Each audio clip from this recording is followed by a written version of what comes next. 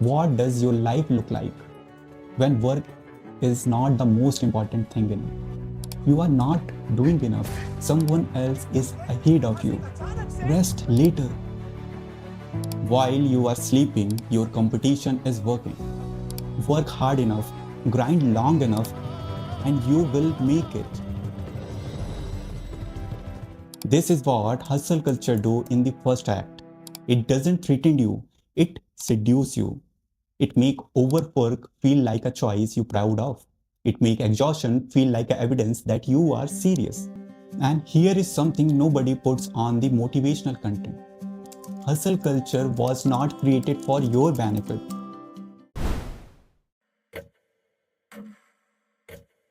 Imagine it's 11 p.m. Not in a hospital, not in an emergency room, not on the battlefield, just in office. And someone is still there, typing, responding, pretending everything is fine. And the worst part, that person doesn't even think something is wrong because everyone around them doing the same thing. Now, what if I told you this isn't a story of a company or a city or a generation? What if I told you this is a result of very deliberate system, one that was quietly sold as an ambition? Today we are going to talk about hustle culture, what it actually is, from where it came from, what it cost you, and what it never give you, no matter how hard you work. Let me take you back to when you first fell for it. Maybe it was a YouTube video at 2 a.m. Someone with a very nice apartment, very nice car, a very confident voice. They said something like, while you are sleeping, your competition is working. And something in you responded to that because it wasn't just advice, it was an identity. Work hard enough, grind long enough, and you will make it. This is what hustle culture do in the first act.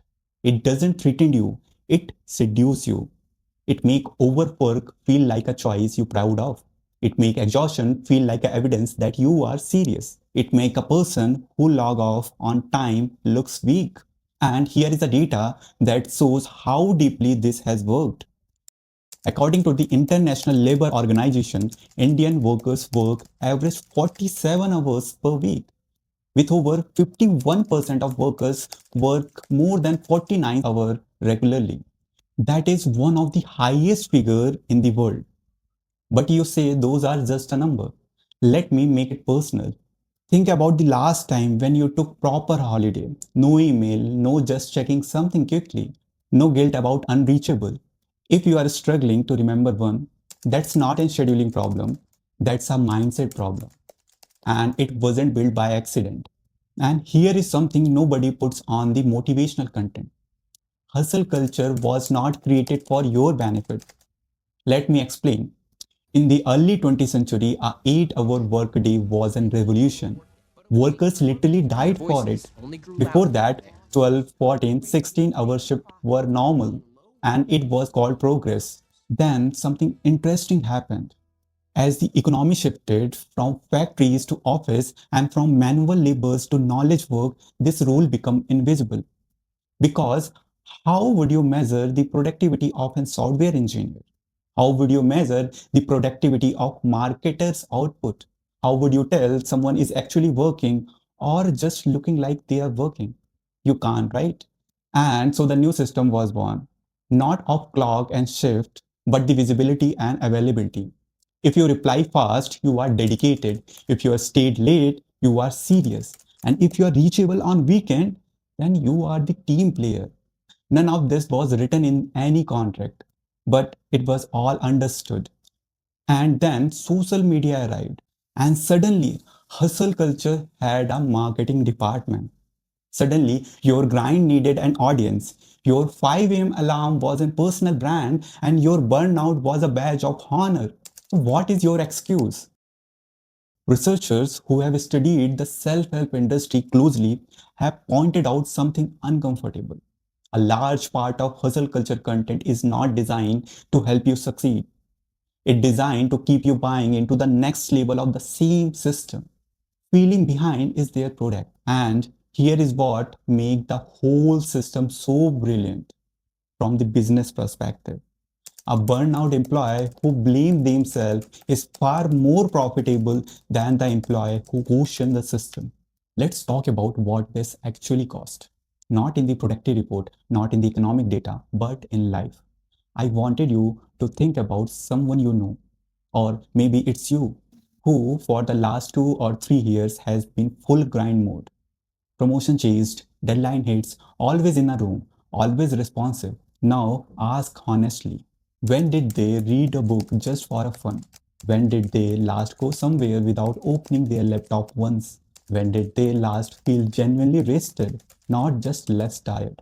Researcher consistently shows that your chronic overwork is linked to the increased anxiety, sleep disorder, cardiovascular problem, and what psychologists call decision fatigue, where your ability to think clearly degrades the more hour you push, more hour you work.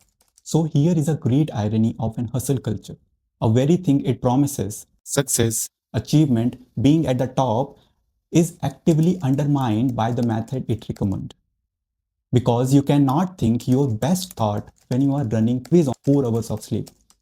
You cannot build meaningful relationship when your phone is always on priority. You cannot create a great work when you are too exhausted to even care about equality. Carl Newport, one of the most respected researchers on the modern work, calls this a trap of pseudo-productivity, where we confuse visible busyness with an actual output. We optimize for looking more productive, not for being more productive. And in the long run, the person who did focus, intentional work for 6 hours almost always beat a person who logged for 12 hours of scattered or anxious effort. But here is what makes really uncomfortable. The damage isn't just a professional. Hustle culture doesn't stay in the office. It follows you on home. It sits at the dinner table. It whispers while you are sleeping. You are not doing enough. Someone else is ahead of you. Rest later. And you believe it because you have been trained to believe it. Now, I wanted to very clear about something. This video is not telling you to stop being ambitious. This is not a video about doing less. This is a video about building something that lasts. Look at the countries that consistently rank highest in both productivity and quality of life. Germany, the Netherlands, the Scandinavian nations, they have regulated working hours. Many have a legal right to disconnect. You cannot be expected to respond to the work after the communication hours. Vacation is protected by the laws, not just listed as a perk. And yet, their economic output per working hour is among the highest on the earth. They are not less successful, they are more sustainable. Productivity per hours, not hours per day. I regret I'm not able to make you work on Sundays. Our youngsters must say, "This is my country. I want to work 70 hours a week." The problem in India and the most fast growing economics is that we borrowed the work ethic from the hustle culture without adopting any of its structural protection. We took the grind and we script the guardrails. So, what does the real alternative look like? It's not the buzzwords version of work life balance. That piece has been diluted to the point of meaning nothing. It's about something deeper, intentional recovery, the science of high performance, whether in elite sport, music, medicine, or in a creative work, is consistent. The quality of your recovery determines the quality of your output. So, practically, I will keep this honest, not a motivational listicle. Stop wearing busyness as an status. The goal is the outcomes, not optics. Protect recovery the way you protect meetings. Schedule it, treat it as a non negotiable, and the most importantly, stop asking yourself, how do I manage time better? And start asking, why does my time need to be managed like in the first place? Last question is very dangerous because once you ask it honestly, you cannot unhear the answer. I want to end with something that might stay with you. There is a generation of people right now at your age exactly like you who are achieving everything hustle culture promised them. The title, the salary, the apartment, the LinkedIn profile that gets comment, and they feel empty. Not because the success is bad, but because they chased the definition of a success that was never there. It was handed to them by the system that needed them to keep running, keep consuming, keep comparing, and keep proving. And they won the race. They just don't know what they were running towards. You are not meant to just survive your work. So here is the real question.